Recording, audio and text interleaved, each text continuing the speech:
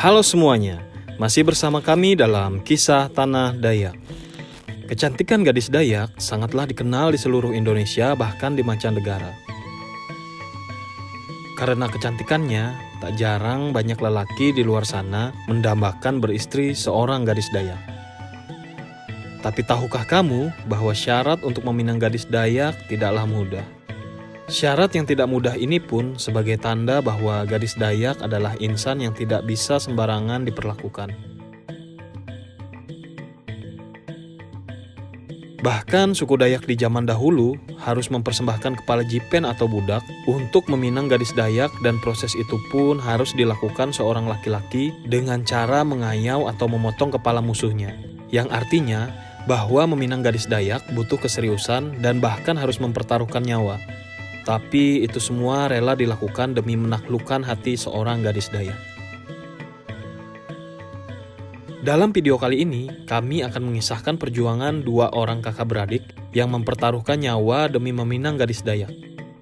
Sebelum kita mulai, subscribe dulu channel Kisah Tanah Dayak, tetap dukung kami untuk membuat konten tentang budaya, mistis, dan mitologi.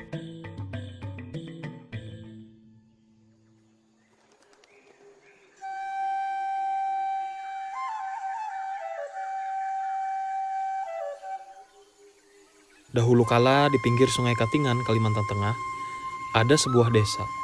Desa tersebut terletak di tepi danau, yaitu Danau Biawan, dan masih ada sampai saat ini. Karena danau itu cukup luas, penduduk menamakannya Tasik, sehingga disebut Tasik Biawan, Desa Tumbang Sungai Tamiang. Demikian nama desa tadi. Di desa tersebut dahulu tinggal dua pemuda gagah berani bernama Kayau dan Pulang. Mereka berdua sangat sakti. Semua musuh yang datang untuk mengadu ilmu mereka berdua selalu mati atau lari ketakutan. Karena di Kalimantan Tengah tidak ada kerajaan, maka setiap desa pasti memiliki pendekar masing-masing. Sehingga setiap desa yang memiliki pendekarnya akan ditantang oleh pendekar dari desa lainnya. Itulah mengapa Kalimantan Tengah tidak ada raja. Siapa saja yang ingin dirinya berkuasa, maka semua pendekar dari daerah lain akan melawannya. Kayau dan Pulang adalah kakak beradik yang sangat sakti. Kakaknya Kayau dan adiknya yang bernama Pulang selalu dipanggil Kayau Pulang, karena kakak beradik ini adalah satu kesatuan yang tak terkalahkan. Menurut penggambaran cerita orang Dayak, tubuh mereka tegap, berisi, dan tinggi semampai. Kayau dan Pulang tinggal bersama dengan ibunya. Ayahnya telah tiada sewaktu Pulang berumur 3 tahun. Mereka berdua membantu ibunya bekerja di ladang. Mereka juga gemar berburu babi, rusa, maupun burung yang selalu mereka peroleh setiap harinya sebagai sumber makanan mereka. Mereka berdua sangat menyayangi ibunya. Jika ibunya sakit, salah satu dari mereka harus tinggal menjaga ibunya. Saat ibunya ingin bekerja, mereka mengatakan kepada ibunya untuk lebih banyak beristirahat, karena memang ibunya sudah tua. Mereka berdua melakukan semua pekerjaan berat itu hanya demi menyenangkan ibunya. Suatu hari, ibunya berpikir untuk mencarikan pasangan hidup untuk mereka berdua. Ibunya mengatakan bahwa di ujung sebelah hulu desa, ada dua gadis bersaudara yang seusia dengan mereka berdua, bernama Guntu dan Manyang. Guntu adalah kakaknya dan Manyang adalah adiknya. Kedua gadis tersebut berasal dari keluarga yang terpandang dan tidak pernah terlihat keluar dari kamar pingitannya. Kedua gadis tersebut juga selalu menolak setiap pria yang mencoba melamarnya dikarenakan semua pria-pria tersebut tidak mampu memenuhi persyaratan mereka. Beberapa hari kemudian, Kayau dan Pulang berunding untuk mencoba peruntungan memasuki Lawang Kuwu tersebut. Lawang Kuwu adalah tempat atau kamar dua gadis tersebut. Pada hari tanggal 14 saat bulan purnama, mereka berdua berangkat tanpa sepengetahuan ibunya. Mereka telah mengetahui tempat tinggal kedua gadis tersebut berdasarkan informasi dari ibunya, di mana pada jendela kamar Bawi Kuwu itu terdapat sebatang pinang merah. Sesampai di sana, mereka tidak menemukan jalan untuk menyelinap masuk. Satu-satunya jalan adalah melalui batang pinang tersebut. Beberapa kali mereka mencoba memanjat pinang tersebut, tapi gagal. karena terlalu licin yang sebelumnya telah diolesi para pelayan dengan minyak kelapa. Tak habis akal, mereka berdua mengeluarkan ilmunya sehingga mereka mampu melompat sampai ke atap rumah. Satu persatu atap sirap dilepaskan dan mereka dapat masuk ke kamar tersebut. Kamar tersebut sangat luas. Ada 2 tempat tidur yang menghadap jendela. Mereka melihat 2 gadis tersebut sedang tertidur lelap. Mereka tercengang melihat kecantikan 2 gadis itu. Kulit yang putih bersinar, rambut yang hitam lebat. Tidak ada wanita yang secantik mereka di desa manapun. Senjata dohong di pinggang, mereka tarik dan diletakkan di leher 2 gadis tersebut. Kedua gadis tersebut terbangun dan hampir terjadi kegaduhan, tetapi Kayau dan Pulang mengatakan untuk bersikap tenang. Kedua gadis itu pun ketakutan dan bertanya, "Siapa kalian?" Mereka berdua menjelaskan jika mereka adalah Kayau dan Pulang dan bermaksud ingin meminang kedua gadis tersebut, juga ingin menanyakan apa saja syarat-syaratnya. Mendengar hal tersebut, 2 gadis itu pun mulai merasa tenang.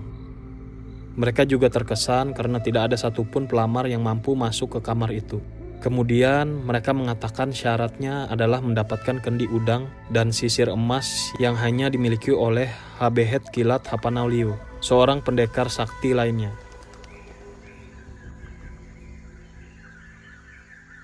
Kedua gadis itu pun juga mengatakan tidak ada satupun dari pelamar yang kembali dengan hidup-hidup. Ada juga yang mengurungkan niatnya setelah mendengar hal tersebut.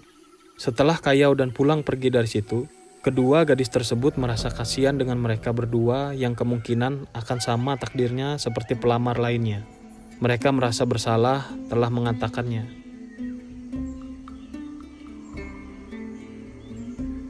Kayau dan Pulang pun langsung berangkat setelah meminta restu dari ibunya. Setelah sebulan lamanya, baru mereka sampai di tempat Habehet Kilat Hapanauliu. Karena Habehet Kilat Hapanauliu adalah orang yang sangat sakti, dia sudah mengetahui bahwa Kayau dan Pulang akan datang.